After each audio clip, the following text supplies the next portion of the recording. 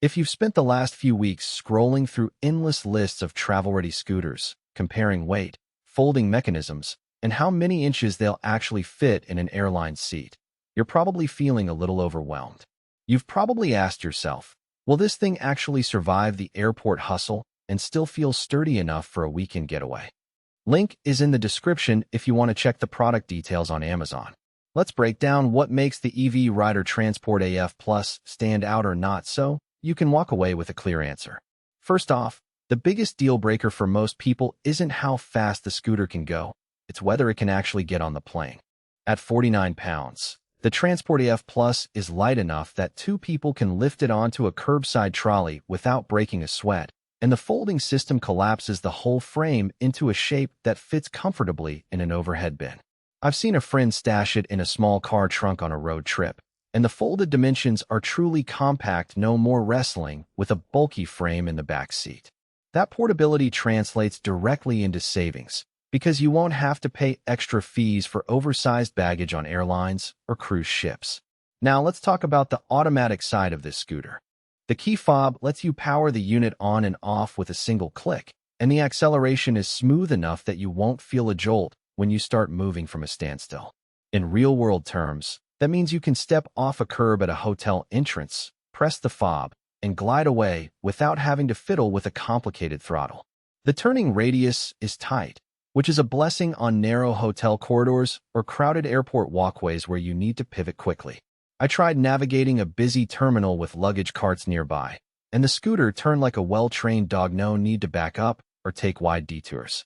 Battery life is another practical concern, especially if you're planning a day of sightseeing. The Transport AF Plus runs on a lithium-ion pack that's built into the frame, and while the manufacturer doesn't publish exact mileage, users have reported comfortably covering a full day of moderate use before needing a recharge. That aligns with the typical 8-10-hour window you'd expect from a 15 amp-hour pack on similar devices. The good news is the charger is compact and plugs into a standard 110V outlet, so you can top it off in a hotel room without hunting for a special power source. Just remember to start each day with a full charge. The scooter won't magically stretch a half-charged battery into a full tour. The front basket may look like a small add-on, but it's actually a clever piece of cargo space for a traveler. I loaded it with a folded map, a water bottle, and a small umbrella on a rainy day, and the basket held everything without wobbling. Because the basket sits low, it doesn't affect the scooter's balance, which is essential when you're turning on slick surfaces.